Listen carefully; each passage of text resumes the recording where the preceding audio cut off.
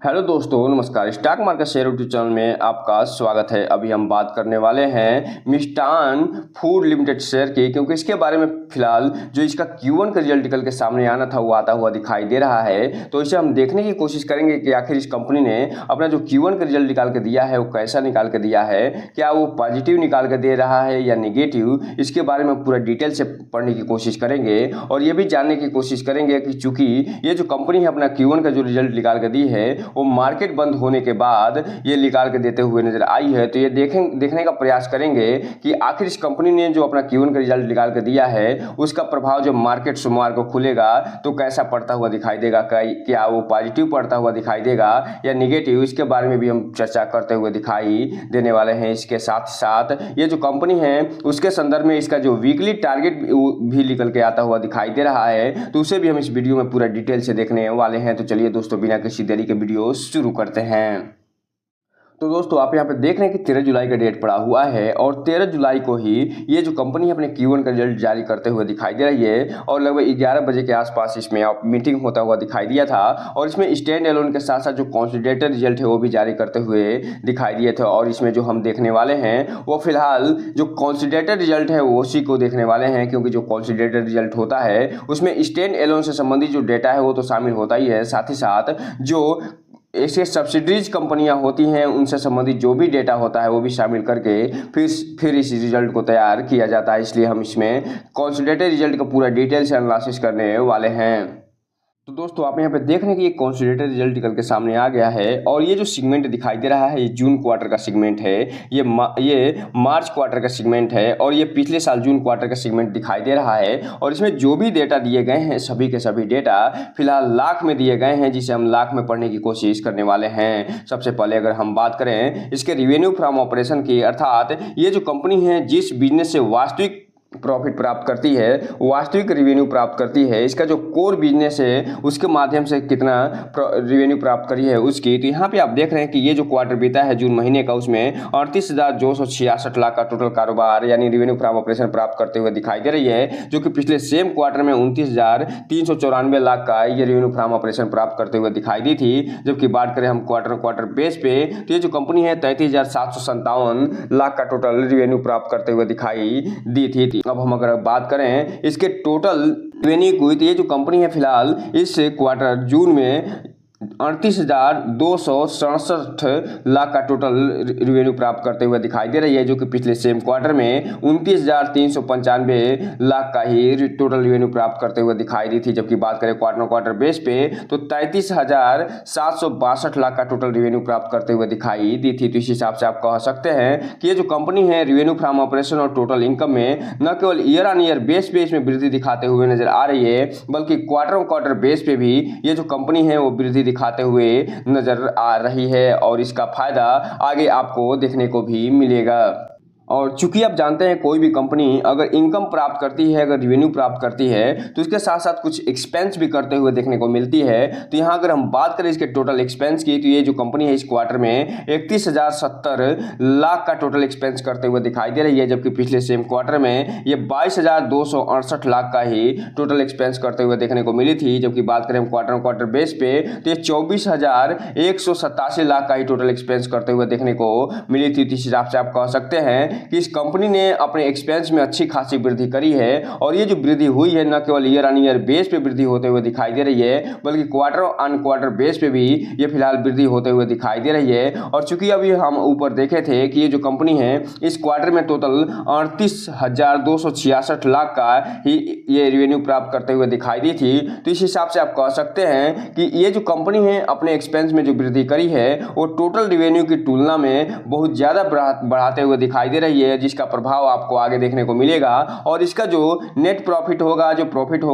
Before tax होगा, वो भी कम होता हुआ दिखाई दे सकता है। अगर हम बात करें इसमें इसके प्रॉफिट बिफोर टैक्स की, अर्थात टैक्स देने से पहले और इसका एक्सेप्शनल आइटम जुड़ने के बाद इसका प्रॉफिट बिफोर टैक्स कितना बता रहा है, तो यहाँ पे आप देख रहे हैं कि इस क्वार्टर में ये जो कंपनी है टोटल 7197 लाख का ये प्रॉफिट बिफोर टैक्स प्राप्त करते हुए दिखाई दे रही है, जबकि पिछले सेम क्वार्टर में 7126 लाख का ही ये प्रॉफिट बिफोर टैक्स प्राप्त करते हुए दिखाई दी थी। लेकिन जब क्वार्टर की बात करेंगे तो ये जो कंपनी है 9,575 लाख का टोटल प्रॉफिट बिफोर टैक्स प्राप्त करते हुए दिखाई दी थी और ये फिलहाल इसमें गिरावट देखने को मिल रही है। और ये जो गिरावट आपको देखने को मिल रही है इसके पीछे मात्र और मात्र एक ही कारण निकल के सामने आ रहा है और वो ये कि ये जो कंपनी है वो क्वार्टर बेस पे जबरदस्त तरीके से अपने एक्सपेंस को बढ़ाते हुए दिखाई दी है।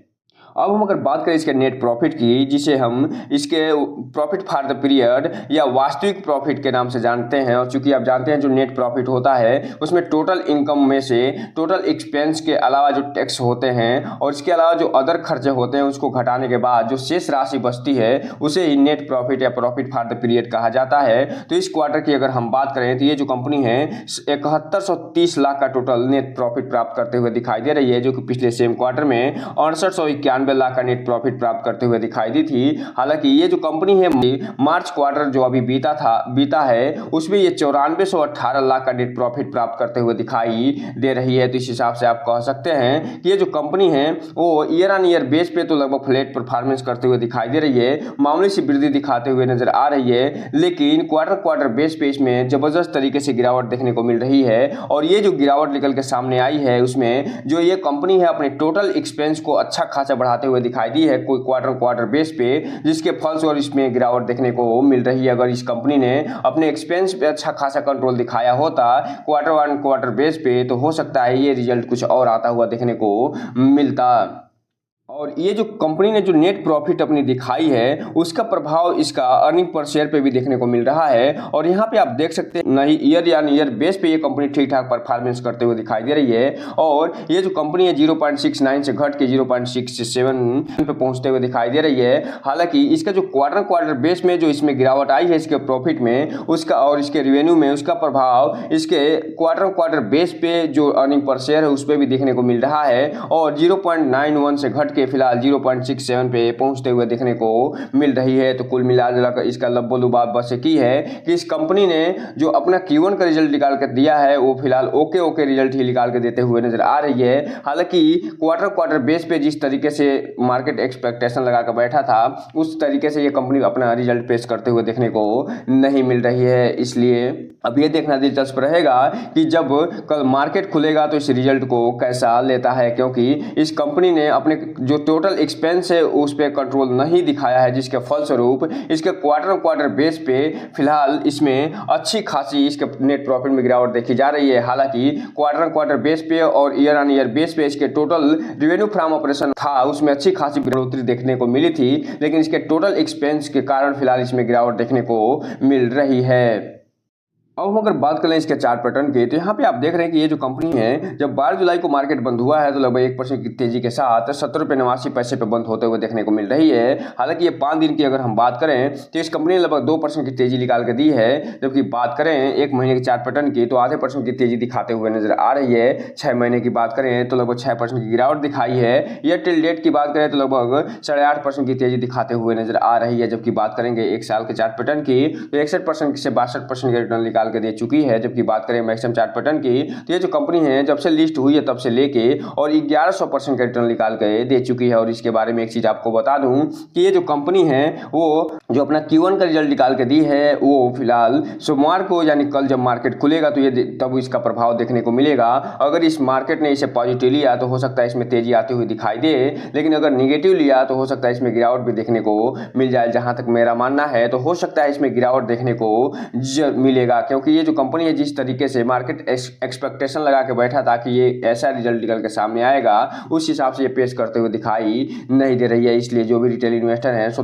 थोड़ा सतर्क होकर आगे बढ़ने की कोशिश करिएगा। अब हम अगर बात करें इसके जो टारगेट निकल के सामने आए हैं उनके बारे में इस सप्ताह के, तो यहाँ पे आप देख रहे हैं कि ये जो कंपनी है 15 तारीख को 17.93 रुपये पे ट्रेड करते हुए देखने को मिल सकती है। लेकिन अगर इसमें गिरावट आती है तो ये 17.51 पे जाती हुई दिखाई दे सकती है। और इसमें अगर तेजी आती है तो 18.33 पे भी देखने को मिल सकती है। अर्थात कहने का मतलब ये है कि मिनिमम प्राइस और मैक्सिमम प्राइस का जो रेंज है वो 17.5 रुपये से लेके 18.5 रुपये के आसपास दिया जा रहा है। जबकि बात करें 16 तारीख के प्राइस की तो 18.5 रुपये के आसपास बताया जा रहा है। और इसका जो मिनिमम रेंज है वो फिलहाल लगभग 18 रुपये का है और मैक्सिमम रेंज जो है 18.5 रुपये का ये देते हुए नजर आ रहे हैं। जबकि बात करें 17 तारीख के टारगेट की तो ये जो कंपनी है लगभग 18 रुपये के आसपास पहुंचते हुए देखने को मिलेगी। और ये इसका जो प्राइस बताया जा रहा है वो 18 रुपये का बताया जा रहा है, लेकिन इसका मिनिमम जो प्राइस है फिलहाल 17.5 रुपये के आसपास का है और जो मैक्सिमम प्राइस है वो 18.5 रुपये के आसपास बताया जा रहा है। जबकि बात करें अगर हम 18 तारीख के टारगेट की, तो ये जो कंपनी है लगभग 18 रुपये के आसपास ट्रेड करते हुए देखने को मिल सकती है। जबकि मिनिमम जो प्राइस बताया जा रहा है वो 17 रुपये 40 पैसे का, और जो मैक्सिमम प्राइस ये बताते हुए नजर आ रहे हैं वो 18 रुपये के आसपास बताते हुए नजर आ रहे हैं। जबकि बात करें अगर 19 तारीख के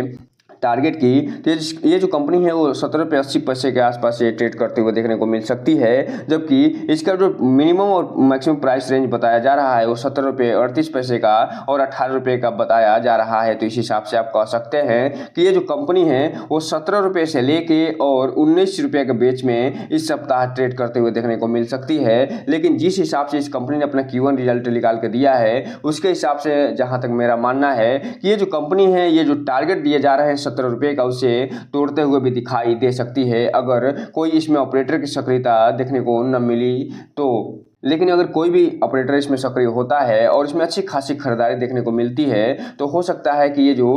19 रुपये का टारगेट जो दिया जा रहा है उसे भी तोड़ते हुए दिखाई दे जाए और 20 रुपये के आसपास भी पहुंच जाए। लेकिन ये फिलहाल इसमें सतर्क हो के आगे बढ़िएगा, क्योंकि इसमें गिरावट की संभावना बहुत तेजी से बनते हुए देखने को मिल रही है इसके Q1 रिजल्ट के बाद। तो दोस्तों ये रहा आज का वीडियो। इस चैनल को लाइक करें, सब्सक्राइब करें और बेल आइकन हिट करना तो बिल्कुल ना भूलें, ताकि नए वीडियो के जो अपडेट्स आपको ऐसे समय पे मिलता रहे। जय हिंद दोस्तों।